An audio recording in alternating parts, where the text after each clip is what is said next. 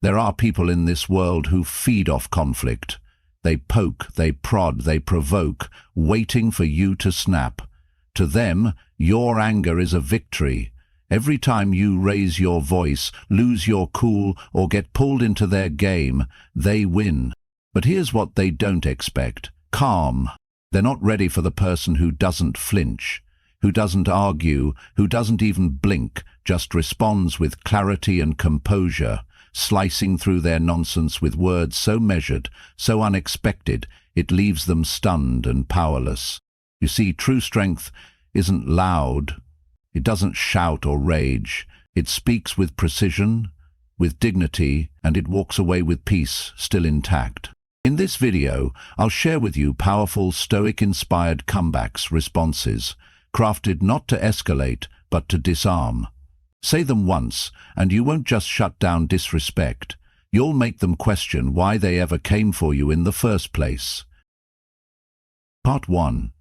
If I had $1 for every smart thing you said, I'd be broke. Sometimes the sharpest blade is a well-placed joke. It sounds light, even playful, but when used with precision, it lands like a knockout punch, silent, direct, and devastating. This is one of those lines: if I had $1 for every smart thing you said, I'd be broke. Now, let's be clear. You don't use this line to win some petty argument. You use it when someone has made it their mission to chip away at your confidence, not through reason, but ridicule. We all know that person. They rarely offer anything of value, yet they speak the loudest. They interrupt, they mock, they try to appear clever by cutting others down. But if you look closer, you'll notice something. Behind the sarcasm, there's a void. No substance, no solutions, just noise. And when you hit them with this line, you shine a spotlight on that emptiness, not with anger, not with insult, but with calm, effortless dismissal. The moment that taught me this. I once had a classmate, let's call him Ryan. Ryan had one skill: making people laugh. At others. Not with them. At them. He wasn't particularly insightful. He never built anything, never contributed much. But he had a loud voice, quick sarcasm, and the illusion of charm. One day I was explaining an idea to a group, nothing grand, just a simple concept I believed in. Before I could finish, Ryan cut in with that smug tone.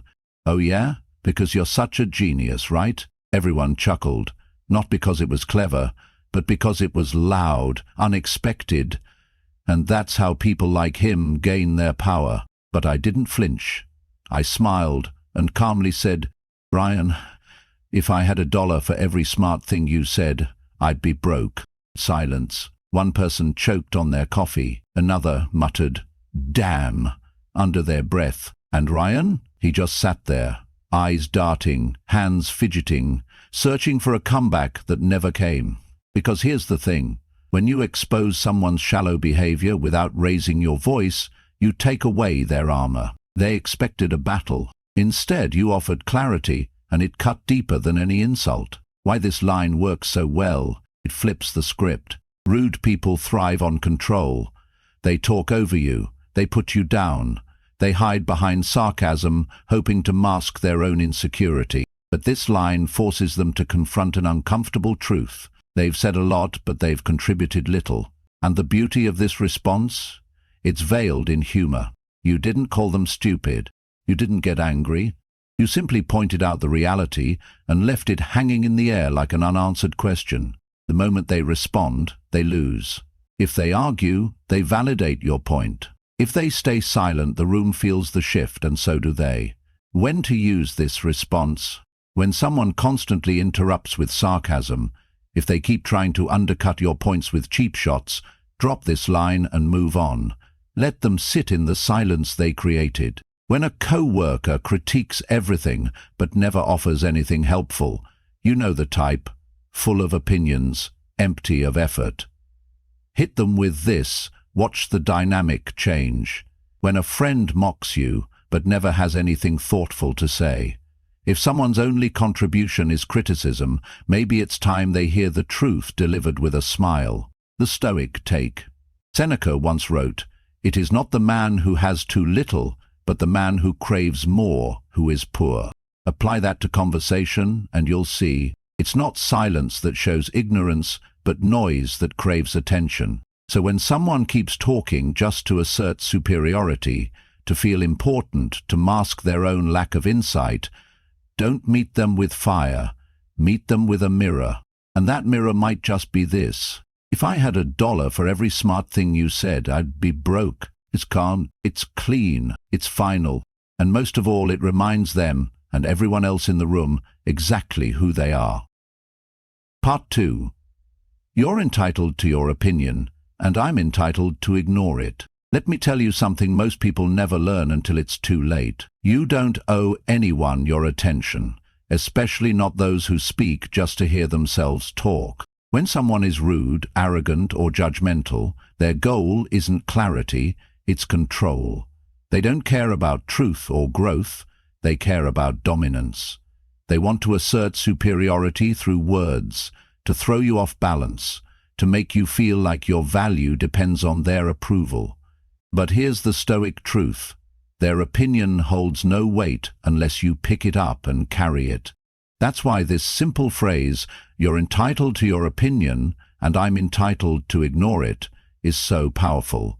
It doesn't insult, it doesn't react, it doesn't lower you to their level. Instead, it places a clear boundary, one that says, you may speak, but I decide whether your words enter my mind or pass through like wind.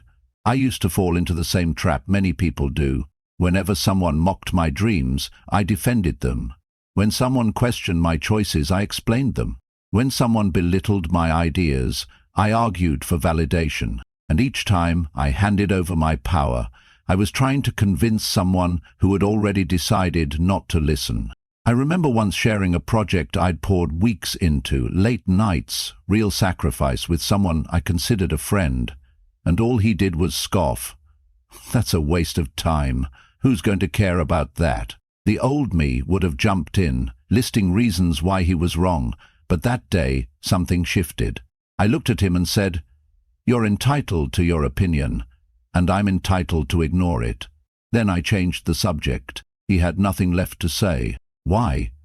Because people like that feed on emotional reaction. When you deny them that, they're starved of attention, stripped of control.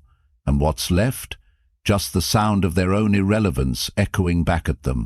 Why this response works? It doesn't fuel the fire, it snuffs it out. It communicates self-respect, not defensiveness. It signals that your worth isn't up for debate. And that is kryptonite to those who think they hold power over you. Because deep down, rude people are rarely confident. They're often insecure. Loud doesn't mean right. And when you meet that loudness with silence, or better yet a calm dismissal, they feel the emptiness of their own noise. When to use this line? When someone mocks your ambition, whether you're starting a business, changing careers, or pursuing something unconventional, people will always say, "That won't work." Smile and respond, "You're entitled to your opinion, and I'm entitled to ignore it." When a toxic family member judges your choices, it's often those closest to us who think they can dictate our path, set a boundary. You're entitled to your opinion, and I'm entitled to ignore it. When a co-worker tries to undermine you, if someone acts superior and dismisses your ideas, don't defend, don't explain, simply say it, mean it, and move forward. The Stoic perspective. Marcus Aurelius once wrote, "Choose not to be harmed, and you won't feel harmed." It's not about what they say, it's about what you accept. Remember this, most criticism isn't truth, it's projection. People speak from their own fears, failures, and frustration. Don't let that become your lens. So the next time someone offers you their unsolicited, condescending opinion, don't argue, don't flinch. Just breathe, smile, and say, "You're entitled to your opinion, and I'm entitled to ignore it." Then walk on strong, undisturbed, and completely free. Part 3. Your attitude isn't going to get you very far in life. There comes a moment when someone's behavior becomes so toxic, so consistently disrespectful, that staying silent no longer feels like strength, it feels like complicity. And in that moment, you don't yell, you don't insult, you tell the truth clearly, calmly, and directly. You say, your attitude isn't going to get you very far in life. It's not a clapback, it's not a jab. It's a mirror held right in front of them. Because people who walk around acting like cruelty is confidence, like sarcasm is intelligence, like arrogance is strength, they need someone to stop them in their tracks and say, this isn't power, this is self-sabotage. The story, when I spoke up and everything changed. I once worked with someone named Mark. Mark was that guy, the one who thought being rude was a leadership style. He never helped, only criticized. He mocked mistakes but never offered support. And if someone had an idea, he'd shoot it down just to prove he could. People tolerated him. They laughed nervously at his passive-aggressive jokes. They stayed silent during his outbursts. Because that's what rude people count on, your silence. But one day, during a meeting, Mark snapped at a junior colleague. She'd made a simple suggestion and he interrupted with, maybe if you actually knew what you were talking about, we wouldn't be wasting time. The room froze, and in that moment, I looked at him not with anger, not with hate, just clarity. And I said, your attitude isn't going to get you very far in life. The room went quiet. Mark smirked at first, as if brushing it off, but as the meeting continued, something shifted. The arrogance faded, the interruptions stopped, and months later, when promotions were announced, Mark was passed over. No one said it aloud, but everyone knew why. Why this line hits deep. This isn't an insult, it's a forecast. You're not telling them off, you're telling them the truth. That their behavior isn't just unpleasant, it's unsustainable. That disrespect isn't a sign of strength, it's a sign of weakness. And that arrogance, when unchecked, becomes a cage that holds people back from real growth. This line forces them to look ahead and realize they're walking down a path that leads nowhere. It exposes the real cost of their actions, not just in the moment but in life. Because here's the hard truth. No one wants to collaborate with someone who belittles others. No one promotes the person who poisons the team. No one respects the loudest voice in the room if it's built on contempt. When to use this line? When a co-worker constantly disrespects others, don't just protect yourself, stand up for those who can't speak. This line ends the cycle of silent tolerance. End of poem. When a family member weaponizes rudeness just because you share blood, doesn't mean you owe them your peace. This line resets the dynamic. When a friend thinks mockery is just being honest, honesty without empathy is cruelty. Time to name it. When a stranger tries to dominate with arrogance, you don't owe them a fight. You owe yourself dignity. Say it once and move on. The Stoic lens. Marcus Aurelius said, "The best revenge is to be unlike him who performed the injury." But sometimes being unlike them doesn't mean silence. It means clarity. It means drawing a line not with anger but with truth. You're not stooping to their level. You're showing them what leveling up looks like. And sometimes the most compassionate thing you can do for someone who's lost in their own ego is to stop pretending they're fine. Because the longer they believe that their attitude is power, the harder they'll crash when the world stops entertaining their act. So the next time someone lashes out with contempt, arrogance, or cold superiority, don't play their game. Don't meet fire with fire. Look them in the eye and say, "Your attitude isn't going to get you very far in life." Then walk away, not because you've given up on them, but because you've risen above them. Part 4. This conversation was over before it even started. There's a certain type of person who doesn't want understanding. They don't want clarity. They want chaos. They approach you not to connect, but to provoke. They throw passive-aggressive remarks, smug interruptions, and sarcastic comments, like darts waiting for a reaction, hoping you'll flinch, hoping you'll break. But what happens when you don't even step into the arena? What happens when you deny them the very thing they feed on your energy? You simply say, "This conversation was over before it even started." And in that moment, you've done something rare and powerful. You've ended the argument without having it. The power behind this line. This isn't just a sentence, it's a verdict. A declaration that you're not available for drama, disrespect, or ego games. It tells the other person, "I see what you're trying to do, and I'm not playing." No escalation, no defense, just a clear, firm line drawn with dignity. And here's the brilliance of it. Rude people expect resistance. They want to trap you in the spiral of justification. But this phrase cuts the cord before they even get a grip. You don't fight the storm. You step out of it and leave them shouting into silence. A moment that changed everything. I once worked with someone who was, to put it kindly, professionally hostile. Let's call him Jake. Jake had a gift, not for building things, not for helping others, but for tearing people down. He'd criticize your tone, your ideas, your posture, anything he could poke at to throw you off center. And the worst part? He did it with a smile, like he was doing you a favor. One day, during a team meeting, I proposed a new approach to a project. Nothing bold, just a simple solution. Jake smirked and said, "Yeah, or we could just do it the right way instead." It wasn't just rude, it was dismissive, undermining, condescending. Everyone in the room went quiet.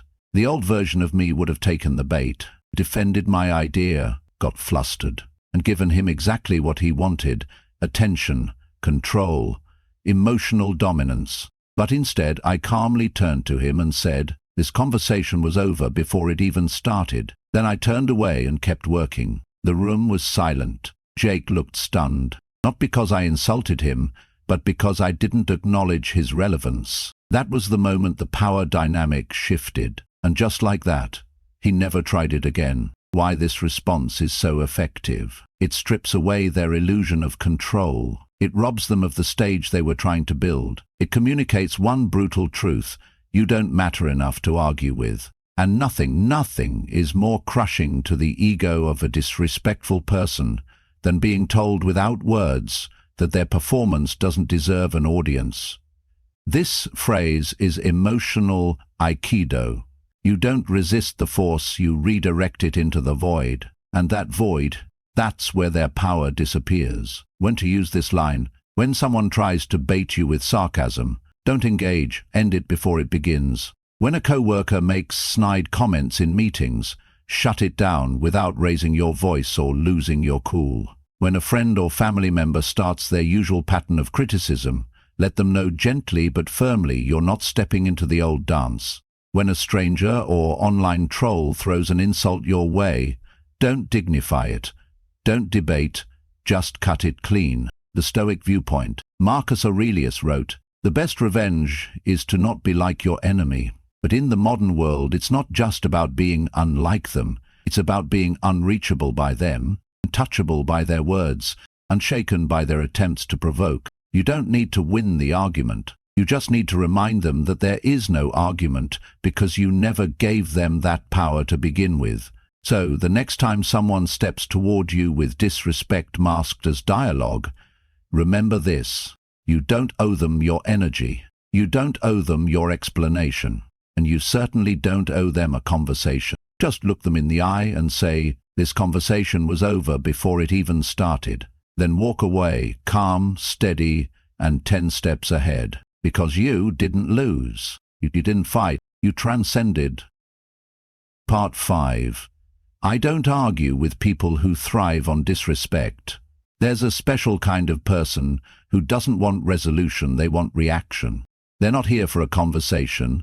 They're here to provoke. They interrupt, belittle, roll their eyes, toss out passive-aggressive insults, then lean back like they've just won something. These people don't care about truth, they care about dominance. Their goal isn't to be understood, it's to throw you off balance, make you question yourself, and steal your peace. But once you realize this, the solution becomes clear. Don't fight, don't flinch, don't even engage. Just say, "I don't argue with people who thrive on disrespect," and walk away. A real story, how I used this and won without fighting. A few years ago, I worked with someone we'll call Jake. Jake wasn't just rude. He built his entire identity around it. He loved cutting people off in meetings. He would mock ideas before hearing them. And worst of all, he made people feel small just to make himself feel tall. One day, during a team discussion, I suggested a minor workflow change, nothing bold, just something thoughtful. Before I could finish my sentence, Jake rolled his eyes and shot out a sarcastic jab. "Yeah, because you're such an expert, right?" People chuckled nervously, unsure whether to laugh or shrink away. Now, the old version of me might have snapped back, tried to defend myself, or worse, let it slide and carried the sting all day. But that day was different. I paused, looked at him, and said with calm certainty, "I don't argue with people who thrive on disrespect." Then I turned away, completely unfazed. And just like that, the power shifted. Jake froze. He wanted conflict. I gave him clarity. He expected heat. I brought ice. There was nothing left for him to say, and, more importantly, no ground left for him to stand on. He never tried that tactic with me again. Why this response is so powerful? This isn't just a comeback. It's a statement of self-respect. It exposes their game without playing it. People who thrive on disrespect want you emotionally invested. They feed off your defensiveness. The more you argue, the more they feel relevant. But when you calmly refuse to engage, you starve them of their only power. Even better, this line does more than defend you. It holds up a mirror. You're not attacking them, you're describing them. And that stings in a way insults never could. When to use this response? When someone tries to bait you into a fight, whether it's a stranger online, a co-worker in a meeting, or someone close to you if their goal is to stir conflict, don't take the bait. Use this line and move on. When a boss or co-worker talks down to you, if they disrespect you under the guise of critique, make it clear you're not the one to walk over. When a family member crosses the line, just because someone is related to you doesn't give them the right to speak with disrespect. Hold your ground calmly and clearly. When a so-called friend keeps throwing jabs, if someone constantly uses jokes to tear you down, remind them you see through it and that you're not interested in playing their game. The Stoic perspective. Epictetus said, "It's not what happens to you, but how you react to it that matters." This response is a living example of that wisdom. You don't have to match disrespect with disrespect. You don't have to explain yourself to people who aren't listening. You don't have to fight battles that aren't worth fighting. Because here's the truth. Some people argue not to understand, but to dominate. Not to solve, but to stir. Not to elevate, but to destroy. And when you recognize that, the smartest thing you can do is not argue at all. So the next time someone steps to you with condescension, with sarcasm, with that smug tone that says, "I'm better than you," don't defend. Don't react. Just look them in the eye and say, "I don't argue with people who thrive on disrespect." Then walk away, calm, composed, and completely in control. Because in that moment, you've already won. Part 6. You seem really dedicated to making a fool of yourself. There are people out there who wake up every morning with one mission: to stir chaos, to start conflict, to feel important. They don't seek understanding, they seek spectacle. They insult you with a grin, mock you under the guise of humor, and bait you with empty provocation. Why? Because deep down they believe that tearing others down is the only way to elevate themselves. But what happens when you don't play along? What happens when, instead of getting defensive or reacting emotionally, you look at them calm, detached, and say, "You seem really dedicated to making a fool of yourself. That's not just a comeback, that's a reality check." Why this line hits so hard? It flips the entire script. They came in thinking they were going to embarrass you, but in one sentence you reveal the truth. They're the only one looking foolish. You don't yell, you don't insult, you simply observe, and that's what makes it devastating. Because when someone's entire identity is built on control, mockery, and being the clever one, nothing shatters their illusion faster than being calmly called out for what they really are. This line forces self-reflection. Even if they won't admit it, the seed is planted. They may laugh it off in the moment, but they'll replay it later over and over, wondering who else might be thinking the same thing. A moment I'll never forget. There was someone in my circle once. Let's call him Tom. Tom was charming until he wasn't. He had a habit of slipping in little jabs, undercutting people in front of others, all masked as jokes. He never offered support, only snide amusement at others' expense. One day, during a group conversation, someone shared a small win, a new idea they were excited about. And right on cue, Tom smirked and said, "Wow, you actually did something right for once." Everyone froze for a second, the kind of silence that lingers. Then I turned to him and, without missing a beat, said, "You seem really dedicated to making a fool of yourself. No yelling, no anger, just truth." The room exhaled. Some chuckled under their breath. Tom, for once, had nothing to say, because there's no witty comeback to that. You've already pulled the mask off. The performance is over. When to use this line? With the habitual attention seeker. That friend, co-worker or acquaintance who thrives on disrespect just to be noticed.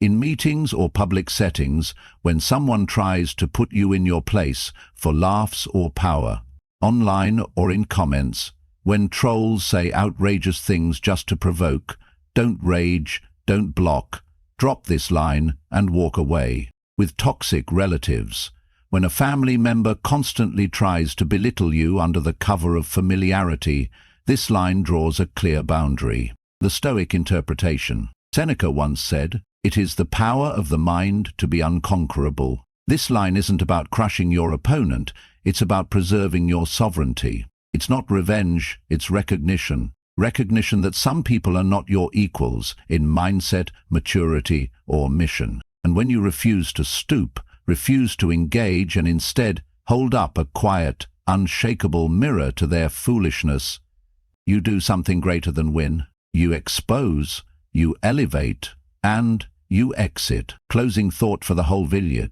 Let's be honest, you'll encounter rudeness. It's inevitable. Some people are fueled by drama. Others mistake loudness for strength. And some will try to shrink you simply because your light unsettles their shadows. But here's the Stoic truth. Disrespect only stings when you believe it means something.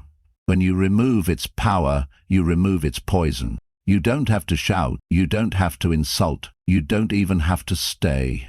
Just say what needs to be said and walk on, unbothered. So the next time someone tries to drag you into their nonsense, remember, you're entitled to your opinion.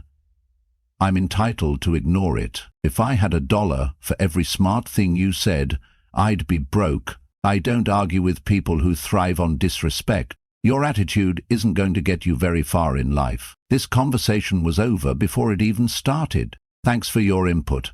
I'll be sure to forget it immediately. And finally, you seem really dedicated to making a fool of yourself. Say it, mean it, then move on, because your peace is worth more than their performance. And that, my friend, is how you make them regret ever trying. Part 7. Thanks for your input. I'll be sure to forget it immediately. There's a unique kind of power in calm indifference. Because not every insult deserves a retort. Not every opinion deserves consideration. And certainly not every voice deserves space in your mind. Sometimes the most effective way to disarm someone who thrives on disrespect is not with rage, or cleverness, or escalation, but with one line, delivered casually with absolute composure. Thanks for your input. I'll be sure to forget it immediately. That line is a scalpel, clean, silent, precise. It cuts straight through the nonsense and leaves nothing behind. The psychology behind it. People who are rude, whether subtly condescending or blatantly disrespectful, don't actually want a conversation. They want control. They want to get under your skin. They want you to take their words, carry them, replay them in your mind. That's how they stay relevant. But when you respond with this line, you do something devastating. You acknowledge them just enough to dismiss them entirely. It's like saying, I heard you, I processed it, and I've already deleted it from memory. It's polite on the surface, but underneath, it's a sledgehammer to their ego, because nothing stings more than realizing you don't even matter enough to remember. A story, the day I walked away free. I once had a co-worker who never had anything productive to offer, just criticism disguised as feedback. Any idea I suggested he'd shoot down, not with logic, not with reason, just with sarcasm. One day, after I'd shared a proposal in a team meeting, he leaned back with that signature smirk and said, "Interesting, maybe next time we stick to serious suggestions." Some people chuckled, not because it was smart, but because it was confidently rude. I didn't blink. I turned to him, smiled slightly and said, "Thanks for your input, I'll be sure to forget it immediately." Then I continued speaking as if he'd said nothing at all. He had no response. Because how do you fight someone who isn't fighting back? How do you rattle someone who's not even carrying your words? You don't. Why this line works so well? It protects your energy. Instead of getting sucked into an argument, you close the door immediately. It exposes the irrelevance of their remark. You didn't just ignore them, you reminded them their words aren't even memorable. It denies them satisfaction. Rude people want emotional impact. This gives them emotional indifference. It's not cold. It's not cruel. It's composed. And in a world that constantly demands your attention, protecting your peace is a radical act of self-respect. When to use this line? At work, when someone criticizes your ideas, not to help, but to feel superior. With toxic friends or family, when they throw passive-aggressive comments your way and expect you to explain yourself. Online, when trolls try to pull you into petty drama and you're tempted to clap back. Don't. Just drop this line and log off. In public spaces, when someone makes a snide remark hoping you'll take the bait, show them they didn't even make the cut. The Stoic mindset. Epictetus said, "Remember, it is not he who reviles or strikes you who insults you, but your opinion that these things are insulting. Disrespect only becomes powerful if you believe it has power. So the next time someone throws shade your way, trying to stain your clarity with their bitterness, don't absorb it, don't hold it. Let it bounce off your mind like water off polished marble. And as it falls to the ground, smile and say, 'Thanks for your input, I'll be sure to forget it immediately.' Then return to your life, your peace, your focus, because they never deserved a second of your attention in the first place." At the end of the day, the way people treat you says more about them than it ever will about you. You're not here to shrink for someone's comfort. You're not here to argue for your worth. And you're definitely not here to entertain disrespect disguised as honest. True strength isn't found in shouting back. It's found in self-control, in the courage to walk away, and in the quiet confidence that says, "Your opinion doesn't define me. Your words don't shake me, and your disrespect will not disturb my peace." So the next time someone disrespects you, don't lower yourself. Rise above, speak with clarity, respond with wisdom, and walk away with your dignity fully intact. Because that's what makes them regret it. Not the insult, not the argument, but the fact that they couldn't touch you even when they tried. Thanks for watching. If you found strength in this message, share it with someone who needs the reminder. And remember, you don't have to fight for respect. You just have to stop giving it to those who don't deserve it. Stay calm, stay grounded, stay unshakable. Until next time, keep walking the Stoic path.